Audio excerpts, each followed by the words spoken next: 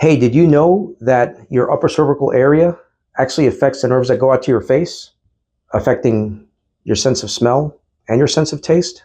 Hi, I'm Dr. Romar Rochette, and today's case is a pure example of just that.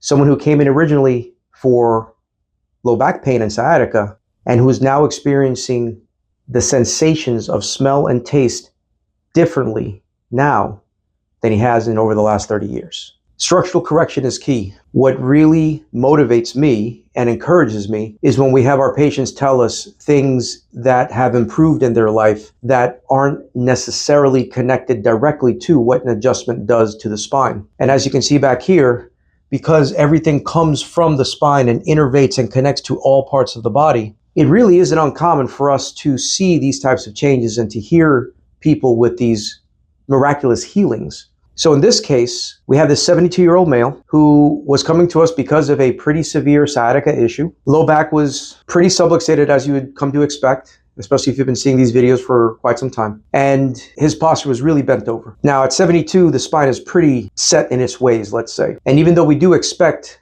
correction to occur, what extent and how much to normal are we going to be able to get? That's really between you and God, so to speak. However, we also understand that if the brain-body connection is maintained and restored, then the body will regain function as best as it can. And in his case, that's exactly what happened. For the better part of 30 years, he did not have a sense of smell, which is of course tied to sense of taste. And after we got through our correction program with him, he began to be able to taste the food that he was eating in ways that he hadn't tasted in over 30 years. His sense of smell improved. He began relating stories about how he would walk into bathrooms, for example, and not know that it actually smelled awful. Until recently, he started walking into similar bathrooms, Turnpike, stuff like that, and was appalled at what he was smelling, which is what prompted him to start telling me that ever since we've been on a maintenance program with him and correcting his subluxations when present, he's been smelling and tasting better than he ever has before. And ultimately, that is what chiropractic, I believed it to be about. It's about